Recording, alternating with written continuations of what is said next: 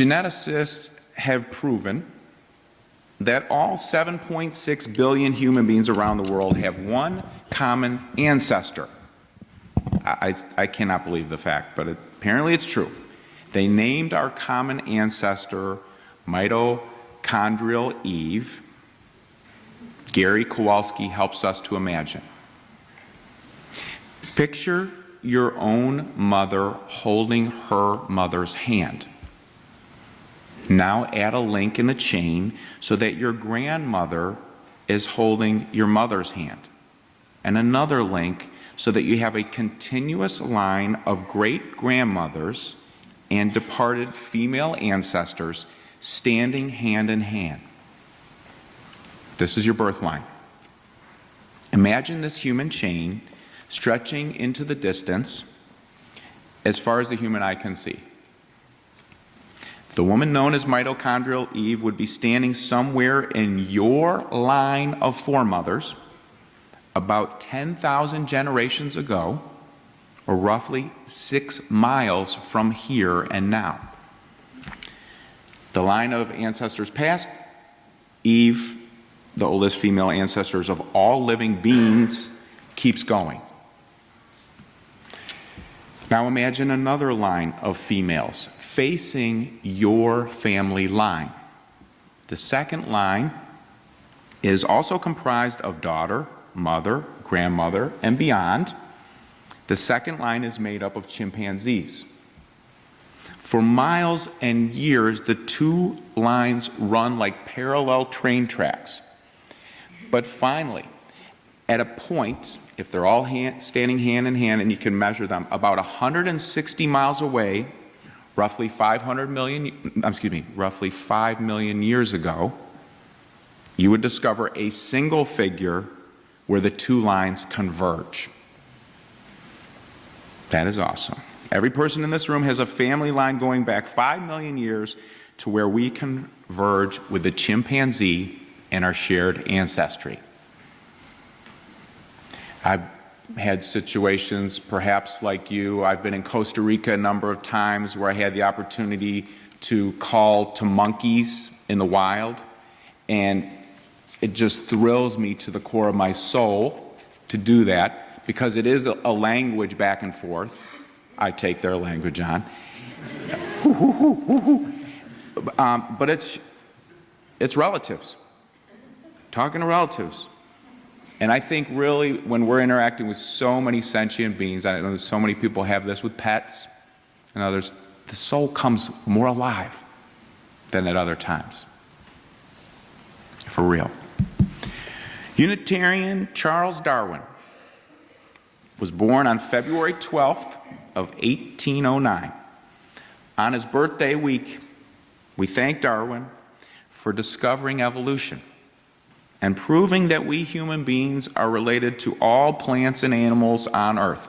Many scientists have contributed to what Jason showed in the book, but Darwin was one of the top leaders. Interestingly, today in the United States, at least 4 in 10 Americans do not believe in evolution. It's really more, but 4 out of 10 adamantly say that's a false narrative. People who regularly attend church are less likely to believe in evolution. That's unfortunate. Darwin and others, great scientists, help us to understand that we humans are kin with all life, a glory which religion can fully celebrate. And I would say should, but I shouldn't say should. Skip that. In this place we should. Recent studies show that modern-day human beings and chimpanzees share over 96% of our DNA in common. 96% DNA in common with the chimp. Mindfully paying attention to the very real connections we have with chimps and all sentient beings results in being more alive to what is. 400 million years ago, the ancient lobe-finned fish set out across a tidal flat in search of water. The efforts of that fish were historic contributions to its later-to-be relatives, a red-tailed hawk soaring overhead, the long neck of a giraffe extending to the highest leaf for a snack, the humpback whale doing a 90-degree backflip in the deepest oceans, and all of us being here in this room now. This is our mind-boggling and true common creation story. Too often, I lose track of the reality that we human beings share so much in common with sunflowers announcing glory with gold and black, squirrels gathering nuts in preparation for winter, hippos cooling in a river. It's good to pause, pay attention, contemplate these miracles. Paying attention to the ever-changing, miraculous enterprise of life can energize us for doing good. And that is good because I believe we are called, and I believe that you believe it too, we are called to use our gifts to participate helpfully in the process of evolution. The tasks at hand are significant. There's a novel which I recommend to you, which has a lot of Philadelphia history in it, historic novel. Elizabeth Gilbert wrote this tremendous book, The Signature of All Things. This is a different direction than Eat, Pray, Love. Totally different category for her. In the novel, a Darwin contemporary botanist, Alma, female, Whitaker, writes, "The beauty and variety of the natural world are merely visible legacies of endless war." In the 1800s, Whitaker in the novel documents how certain birds transformed the destiny of mosses. An old oak falling on the pasture fence can make shade that alters the entire group of plants and animals in an area.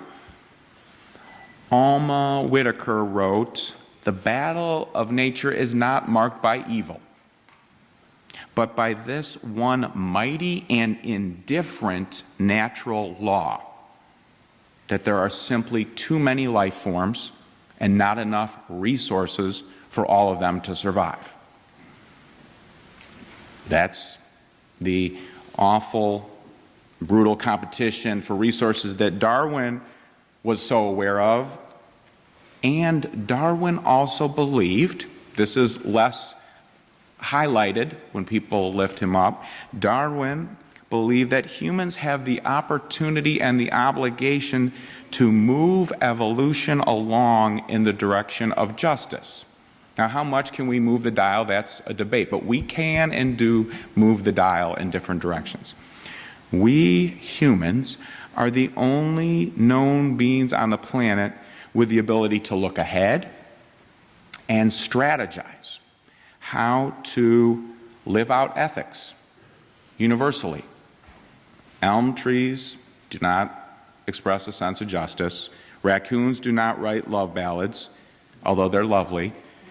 And turtles don't give warm hugs to other turtles who come up short. We just have some special skills that we can use for good or bad, and that's the deal.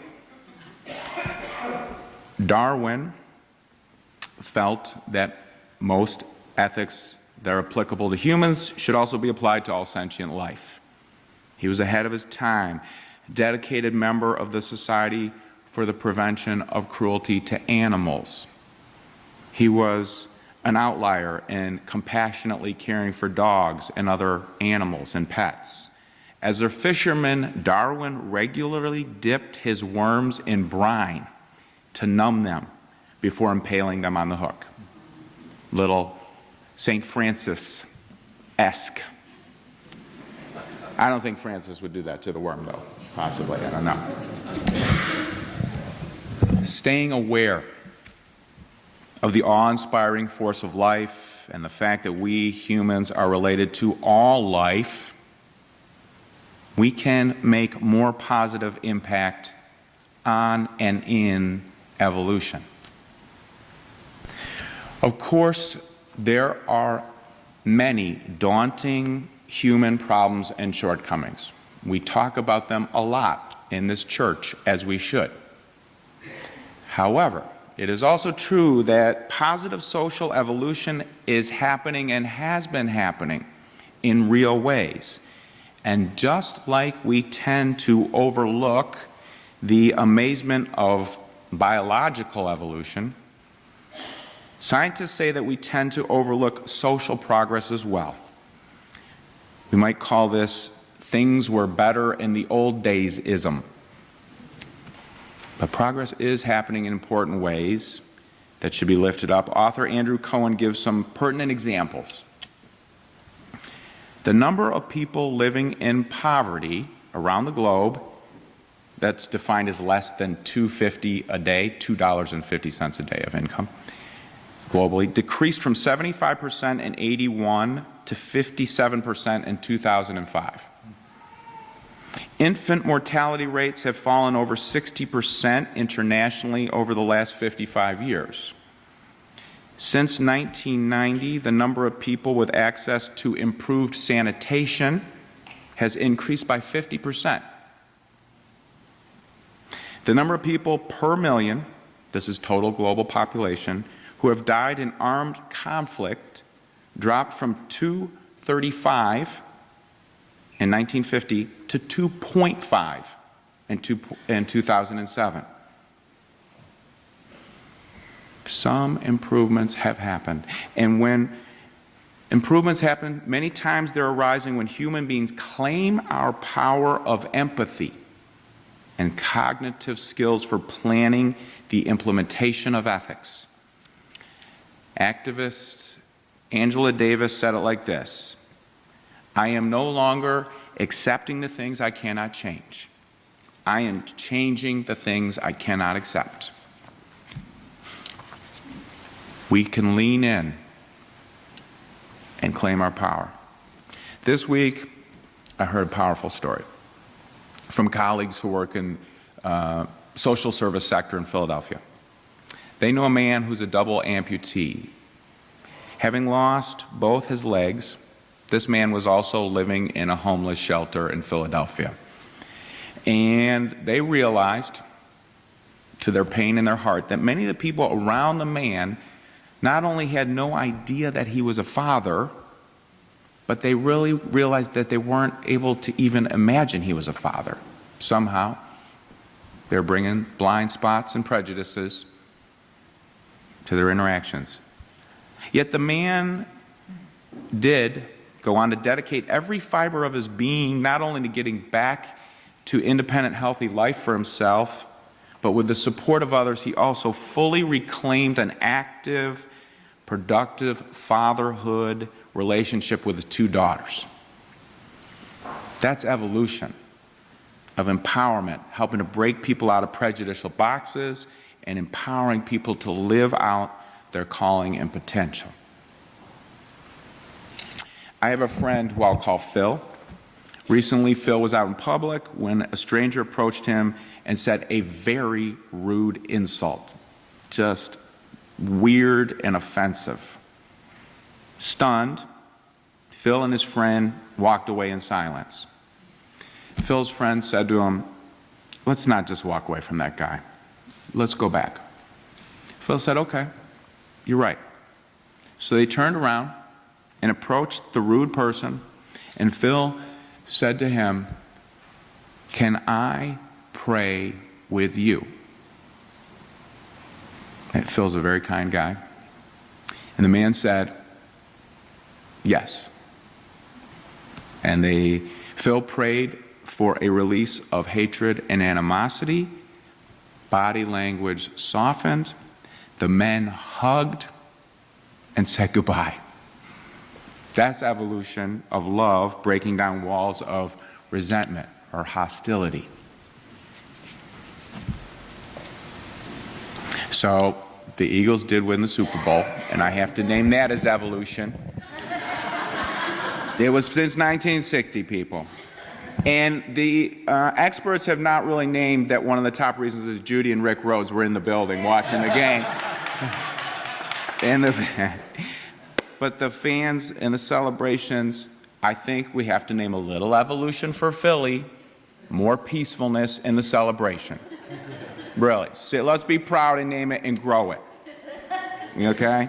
Now, there was a lot of swearing in the parade, which I didn't like for the young ones, but we can keep evolving. As a city, seriously, love this city, all my heart, and we can evolve. We need evolution. The Winter Olympics organizers face the challenge of dwindling number of locations around the world maintaining sufficient winter conditions. We have to evolve into better stewards of the earth. We need evolution. The opioid crisis is crushing our people. We got to evolve, including on paying attention to why is there such a wave of pain that people need pain reduction from. It's not just injured hips and cracked ankles. There's pain. It's always pain in the history of the planet, but it seems like we're at a higher point. Let's evolve. So we saw that Eagles parade. A lot of people came out for something they cared about. Can we imagine even 10 people coming to a place with you or more, coming out to evolve in loving kindness, coming to be not weird, not cultish, just showing up with a simple desire to do the right thing and be kind to and with sentient beings. Can you imagine that today, wherever you're going to be? How do you feel called to evolve? Blessings be.